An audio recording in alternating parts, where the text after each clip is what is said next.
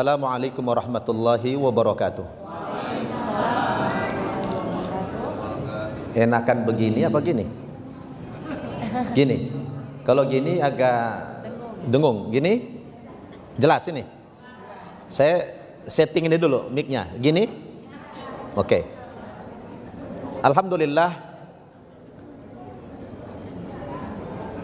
Alhamdulillahilladzi hadana li hadza wa ma kunna linahtadiya laula an hadanallah.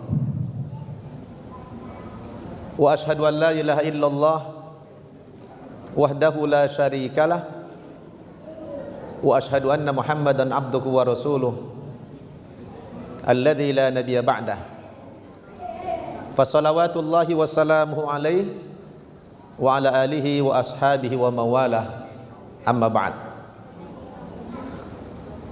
Qala Allah subhanahu wa ta'ala fil Qur'anil Karim, A'udzu billahi minasy syaithanir rajim. Kuntum khaira ummatin ukhrijat linnas ta'muruna bil ma'ruf wa tanhauna 'anil munkar wa tu'minuna billah. Shadaqallah. Yang kita muliakan, guru saya dan guru kita semua, Dr. Ali Hasan Bahar LCMA, yang selalu dikenal beliau dengan Habib Bahar.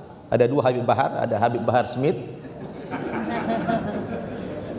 satu yang ekstrim, satu yang slow. Alhamdulillah. Yang saya hormati Bapak Haji Setianto selaku Ketua Dewan Pengurus Masjid Agung Sunda Kelapa, Bapak Haji Anwar Sujana, pengurus yang sudah senior dari zaman ke zaman, luar biasa, Ketua Mu'allaf Center Internasional Saudara Rian, Ketua Mu'allaf Center Sunda Kelapa, dan seluruh pimpinan Mu'allaf Center yang ada di Jabodetabek dan Indonesia. Dan yang paling luar biasa, moderator kita Ustazah Zahra, Masya Allah, dan teman-teman semua, sahabat-sahabat, saudara-saudara semua, para mu'allaf dan mu'allafah, kaum muslimin dan muslimat rahimakumullah. Saya gemetar kalau sudah bersanding dengan guru besar, itu gemetar saya. Saya tidak tahu mau bicara apa lagi nih. Perasaan sudah sempurna tadi disampaikan Habib Bahar, ya, terutama yang mencakup Al-Quran. Cuma ada satu ilmu yang belum pernah beliau kuasai, tentang mu'allaf. Ya, jadi kalau urusan mu'allaf, ya adalah memang bagian saya itu, Dokter. Udah bagian saya udah. Saya pun tidak tahu kenapa saya sudah 30 tahun menjadi muslim masih mu'allaf terus. Ya, Pak Haji Setianto udah 30 tahun yang lalu masih mu'allaf terus gelar saya. Malu saya, kapan enggak mu'allaf lagi? Jadi kayak pengantin kan, pengantin baru terus. Ya. Kadang-kadang saya malu dipanggil Ustadz Mu'allaf. Saya bilang itu dua kalimat yang kontras. Tidak mungkin ada mu'allaf jadi ustad. Itu mustahil, ya Dokter. Mustahil mu'allaf jadi ustad. Karena kalimat mu'allaf itu kan apa? Mu'allafati qulubuhum. Orang yang dibujuk hatinya. Berarti orang ini masih labil. Bagaimana jadi ustad? Jadi ini dua bahasa yang kontras. Di satu sisi mu'allaf, satu sisi ustad. Jadi ustad mu'allaf, tidak mungkin. Tidak mungkin ada ustadz mu'allaf, mustahil itu. Wong dia sendiri masih dibimbing, kok jadi ustadz? Ya? Tapi ya sudahlah, maklum aja, namanya di dosa dipanggil mu'allaf terus. Padahal sudah mengasuh pesantren mu'allaf 6 biji, masih ustadz mu'allaf. Saya bilang, kapan tidak mu'allafnya saya ini? Ya? Tapi ada Abdullah bin Salam al-Yahudi. Saya tidak akan menyampaikan kajian-kajian ilmiah seperti beliau. Beliau adalah guru kita semua, saya takzim sama beliau. kita bicara tentang mu'allaf aja lah, ya.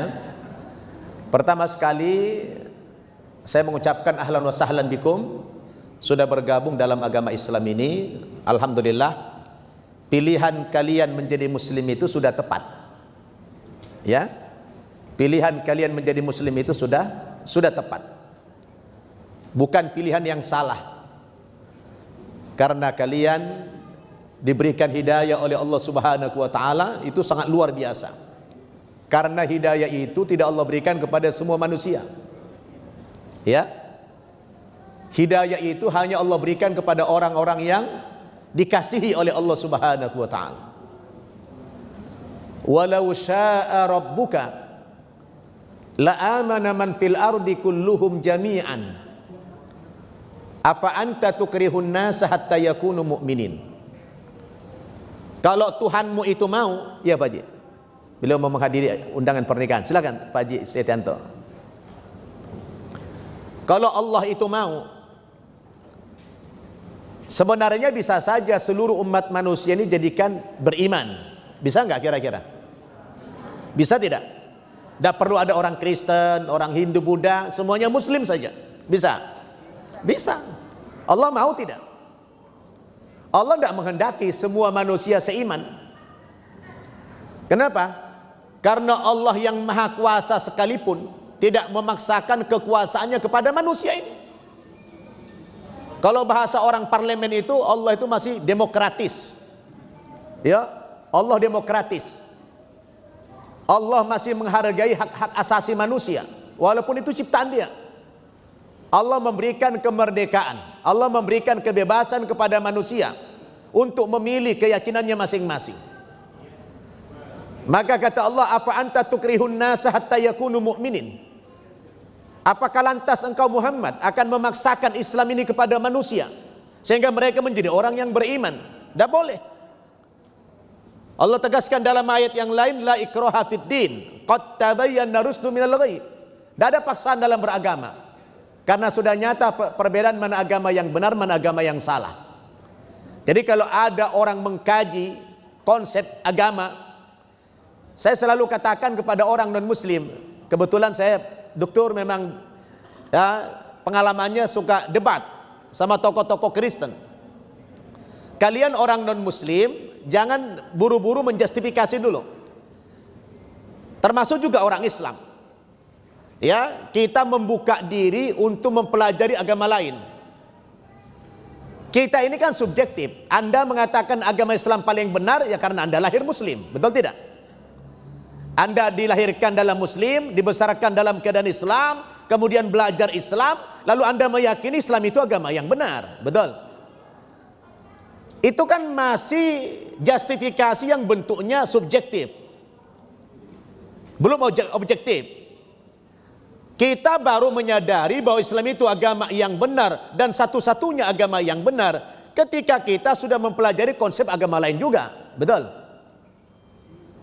Ketika kita sudah pelajari konsep agama lain, oh ternyata kata dokter tadi dikaji saintifik dalam Al-Quran, Masya Allah, itu bukan sembarangan. Dan ilmu-ilmu yang semacam ini tidak akan kita temukan dalam konsep agama lain. Tidak ada saintifik dalam Bible itu, tidak ada. Yang ada apa? Ikhtilafan katsira. Apa itu? Kontradiksi. Afala yatadabbaruna al-Quran walau kana min 'indi ghairillahi lawajadu fihi ikhtilafan katsira. Apakah kamu tidak merenungi Al-Quran, tidak memikirkan Al-Quran, tidak mentadabburi Al-Quran? Seandainya Al-Quran itu tidak bersumber dari Allah, pasti kamu menjumpai dalam Al-Quran banyak ikhtilafan katsira, ayat-ayat yang kontradiksi seperti yang kita jumpai di dalam Bible, betul? Baru kita sadar, oh ternyata Islam itu agama yang benar, betul-betul agama benar, setelah saya membandingkan dengan agama yang lain. Baru mantap iman kita. Saya punya pengalaman pribadi, masuk Islam itu memang belajar dulu. Kita lihat dulu konsep Islam seperti apa, baru mantap iman kita. Maka saya bilang sama teman-teman, saya tidak pernah jadi mu'allaf. Nggak pernah jadi mu'allaf. Dalam pengertian, begitu saya masuk Islam, kuat iman saya, mantap iman saya. Karena mempelajari dulu. Maka kalau ada orang datang ke saya untuk masuk Islam, oh saya tidak ujuk-ujuk langsung syahadatkan orang itu, tidak mau saya. Karena syarat masuk agama Islam bukan syahadat dulu. Bukan syahadat dulu. Syahadat itu gampang. Tidak sampai 1 menit. Coba hitung. Asyhadu an la ilaha illallah wa asyhadu anna Muhammadar Rasulullah. Berapa detik itu? Paling 10 detik selesai. Apakah sudah tuntas? Tidak. Lalu bagaimana orang pindah agama? Oh, yang pertama kali bukan syahadat dulu. Harus tasdikun bil qalb, tasdikun bil jinan. Anda harus meyakini dulu kebenaran Islam itu. Kalau Anda sudah meyakini Islam agama yang benar, baru Anda syahadat. Sebab kalau syahadat dulu belum meyakini, yang ada nanti, aduh Ustadz, saya belum siap pakai jilbab. Ngapain Anda masuk Islam? Hah? Ngapain pindah agama kalau tidak siap sholat? Karena di Islam itu berat. Anda harus bangun jam 3 atau jam setengah 4 pagi, sholat subuh. Berat Islam itu. Anda harus meninggalkan minuman khamar. Anda harus pakai jilbab. Ya, Anda harus meninggalkan maksiat. Tidak mudah. Sedangkan perintah orang masuk Islam apa? Ya ayyuhalladzina amanu dkhulu fisilmi kafah. Kalau masuk Islam itu tidak boleh separuh-separuh, tidak boleh tanggung-tanggung, harus kafah, harus totalitas. Mana totalitas? Totalitas yang dimaksud dalam ayat itu, Anda harus rela diatur oleh Islam. Anda harus rela diatur oleh Islam. Kalau Anda yang mengatur Islam, bukan Muslim namanya itu. Ya, orang Islam itu harus rela diatur sama Islam. Kalau tidak, jangan masuk Islam. Karena Islam itu berat. Betul tidak? Saya bilang itu sama orang datang ke saya. Berat masuk Islam itu. Anda sudah siap tidak? Jangan ujuk-ujuk cuma 2 kalimat syahadat. Ada lagi seorang Chinese datang ke saya. Kebetulan istrinya masuk Islam. Gara-gara dia masuk Islam dia cerai. Kenapa? Begitu. Karena suaminya tidak Islam, dia minta cerai. Zina jatuhnya. Setelah didakwahi dulu, tidak mau masuk Islam. Cerai. Setelah cerai sekian lama, dia pengen rujuk. Nah si istri ini bilang, oh saya tidak mau, kecuali kamu mau masuk Islam. Oke, saya mau masuk Islam, tapi saya tidak mau sholat. Loh, udah bikin syarat, dibawa ke saya, ke Gadok sana, datang ke tempat saya. Ustadz, ini mantan suami saya mau dialog sama Ustadz. Boleh, silakan bawa kemari. Ustadz, saya hanya ingin rujuk saja. Saya mau masuk Islam Ustadz, tapi saya tidak mau sholat. Oh enggak, saya tidak akan Islamkan Anda. Karena Anda belum Muslim. Nanti qalatil a'rabu amanna qul lam tu'minu walakin qulu aslamna walamma yadkhulil imanu fi qulubikum. Dulu ada orang-orang Arab Badui, Arab pinggiran itu datang mengaku-ngaku, oh kami sudah beriman kepada Allah, kami sudah masuk Islam. Oh kata Allah, qul, katakan ya Muhammad kepada orang Arab Badui itu, kamu belum masuk Islam, kamu belum beriman, baru berislam saja, baru di mulut. Walamma yadkhulil imanu fi qulubikum, Islam itu belum masuk ke dalam rongga hatimu, baru di mulut, baru sampai di leher saja itu Islam. Jadi tidak mudah pindah agama itu. Kalau masuk Islam harus rela diatur. Saya bilang gitu. Yang tidak, dia datang ke saya begini. Apa saudari udah siap masuk Islam dibungkus rapi? Saya mau Ustaz pindah agama, tapi saya nggak mau pakai jilbab. Apa-apa? Kok dia ngatur Islam? Tidak boleh kita ngatur Islam itu. Kita yang harus diatur oleh Islam. Tapi bahasa ini bukan bahasa ekstrem kanan ya. Ini bahasa Islam versi saya begini nih, bukan yang ekstrem kanan nih, bukan yang kaku, bukan, supaya kita berislam itu adalah total. Ya, jadi total itu adalah mau diatur oleh Islam itu. Ya, ini kok agak tegang dikit ini ya. Hah? Jelas ibu-ibu? Jadi kalau sudah masuk Islam itu bukan hanya ke masjid pakai jilbab, bukan hanya sholat, tapi setiap hari pakai jilbab. Ya, yang begini tinggalkan, karena Anda semua beruntung, alhamdulillah, karena tidak semua orang diberikan hidayah oleh Allah Subhanahu wa ta'ala. Saya dulu begitu, maka saya bilang saya tidak pernah menjadi mu'allaf saya, karena begitu saya pindah agama itu saya merasa yakin Islam itu agama yang benar. Ya, makanya alhamdulillah saya belajar Quran itu dokter dalam lama. Allah berikan hidayah dan kita ada totalitas tadi, seminggu bisa baca Al-Quran. Alhamdulillah, seminggu bisa baca Al-Quran. Yang tadinya saya lihat Quran itu agak ngeri, enggak pede saya. Lihat huruf-hurufnya ngeri begitu, enggak pede saya. Tapi begitu dipelajari, seminggu sudah lancar baca Al-Quran. Lalu datang orang ke saya, Ustadz, saya ini salut dengan Anda dan salut kepada para mu'allaf. Kenapa Bu? Iya, mu'allaf itu kadang-kadang lebih hebat imannya, lebih hebat ilmunya dari kami muslim turunan. Kenapa Ustadz? Saya bilang, ibu kan muslim turunan, kalau kami kan muslim tanjakan, saya bilang. Ya, ya. Ibu, saya bilang muslim turunan, kami muslim tanjakan. Loh, bedanya apa? Apa bedanya muslim turunan dengan muslim tanjakan? Kalau ibarat mobil, saya bilang, ibarat mobil, kalau jalan lagi nurun, turunan, yang diinjak rem apa gas? Rem, mungkin gak gas?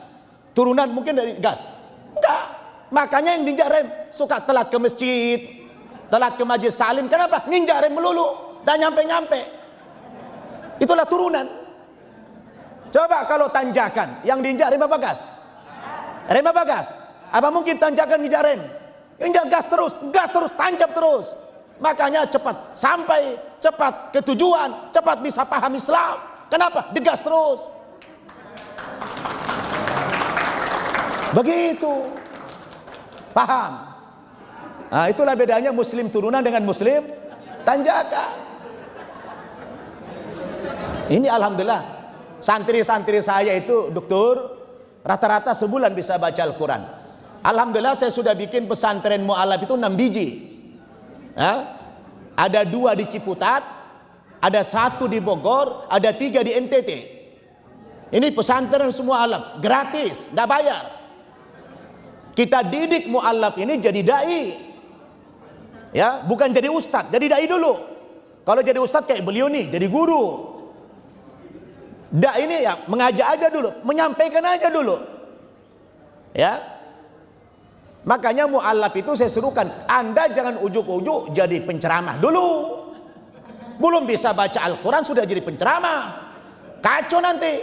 Belajar dulu, luangkan waktu entah setahun, entah sebulan, belajar dulu sampai Anda bisa baca Al-Quran yang baik. Setelah itu Anda baru menyampaikan. Ini Anda berdakwah menyampaikan pakai tulisan Latin, ya enggak bisa lah baca Quran pakai Latin. Ya. Belajar dulu. Saya pun dulu begitu. Saya ngomong begini karena saya udah melakukan juga. Belajar dulu saya. Udah ujuk-ujuk jadi penceramah. Saya bukan ustadz, penceramah. Beda, ustadz beliau. Ustadz itu kalau di Amerika di Al-Azhar itu namanya profesor. Ya, ustadz itu profesor. Kalau kita pelawak juga ustadz. Kita gampang bikin justifikasi ustadz itu. Ya. Jadi saudara-saudara, mu'allaf ini khususnya belajar, luangkan waktu belajar. Tempat kita ada, siap untuk menerima mu'allaf belajar, gratis. Ya, jangan sampai Anda tidak belajar. Nanti ada penceramah mu'allaf, oh mencaci maki apa semua, ndak karu-karuan. Dakwah itu ndak begitu. Di Quran itu ada metodologi dakwah. Nanti antum buka di Quran, banyak metodologi dakwah dalam Al-Quran.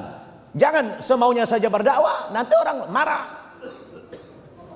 Mengejek agama lain tidak boleh, menghina sembahan orang lain tidak boleh. Walaupun antum mantan Kristen, mantan agama lain, tidak boleh menghina agama sebelumnya. Itu Quran. Wala tasubbul ladzina yad'una min dunillah fayasubbullaha adwan bighairi ilm. Jangan kamu ejek, jangan kamu hina sembahan-sembahan agama lain. Sebab kalau kamu ejek sembahan agama lain, dia nanti akan menghina Allah lebih dahsyat lagi. Betul tidak?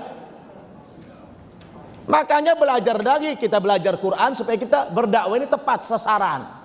Saya alhamdulillah Pak, Bu, karena mempelajari Quran, saya dakwah kepada orang non muslim itu dengan metode yang tepat, itu mudah. Saya kadang-kadang sekali dialog, 2 kali dialog itu sudah masuk Islam. Alhamdulillah. Justru pengalaman dakwah saya yang susah mengislamkan orang Islam. Mengislamkan orang Islam itu lebih sulit daripada mengislamkan orang Kristen, asal tahu tekniknya.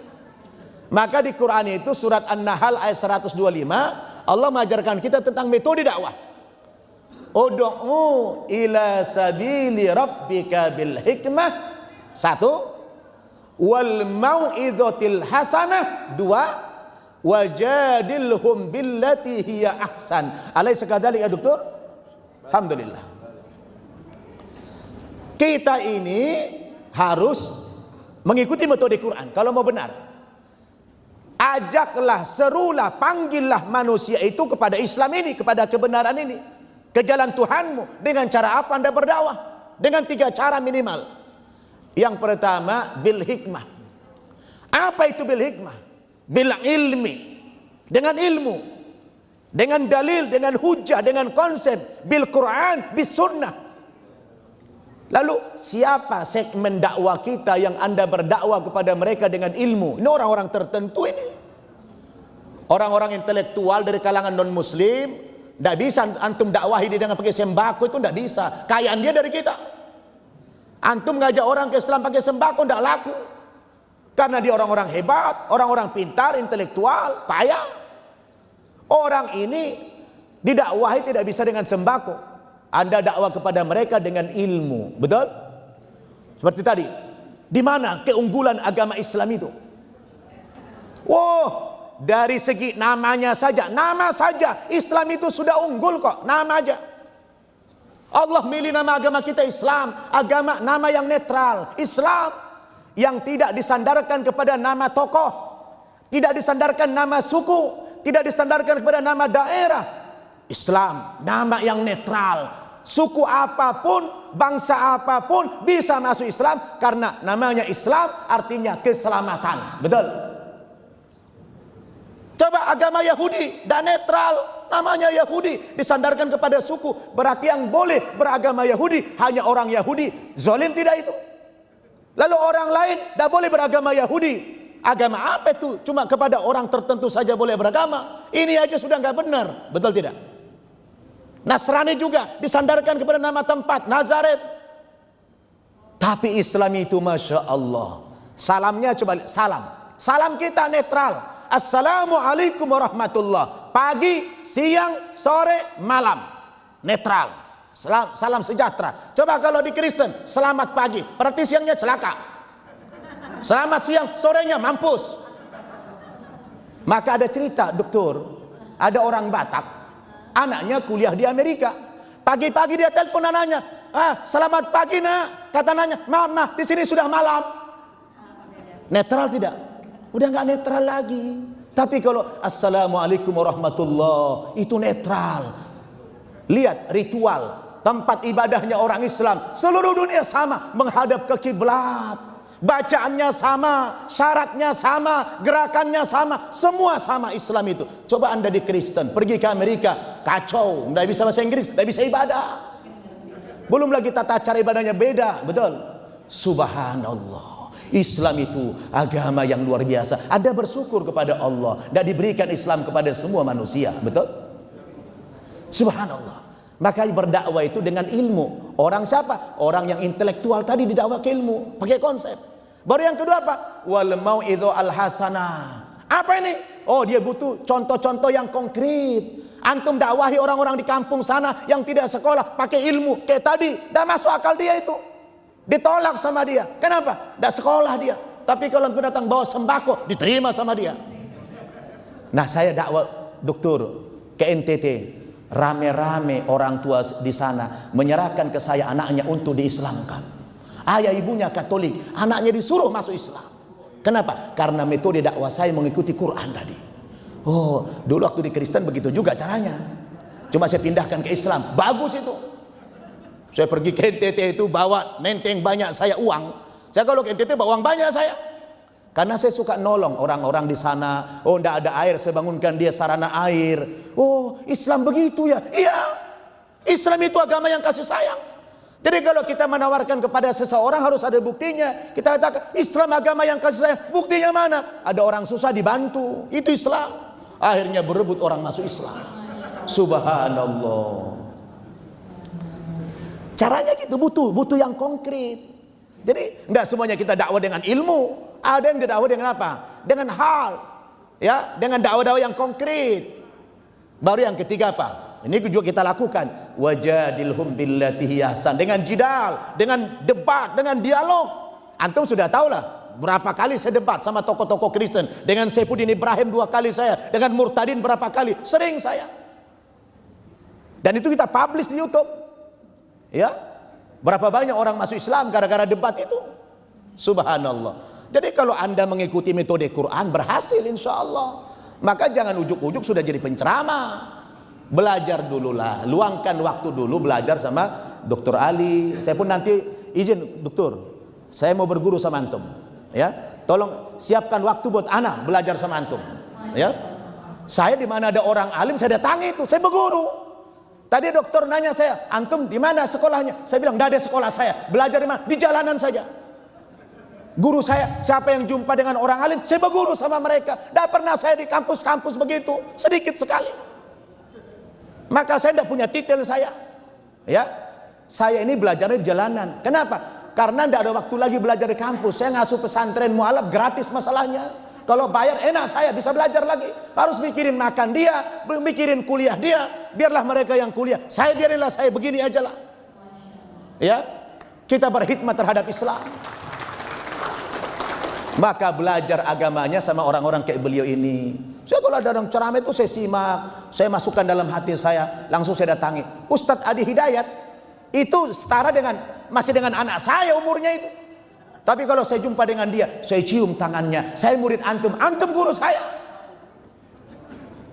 Ya, jadi bukan apa, kita takzim sama guru-guru. Maka saya sarankan kepada mu'allaf ini, antum meluangkan waktu belajar. Ya, luangkan waktu belajar. Bagus antum jadi penceramah, tapi harus punya modal. Jangan ceramah ndak punya modal. Modalnya pakai Latin, bahaya itu. Ya, bahaya pakai Latin itu. Taib. Jadi seperti kata beliau tadi, banyak hal yang mau kita sharing tapi waktu juga yang membatasi.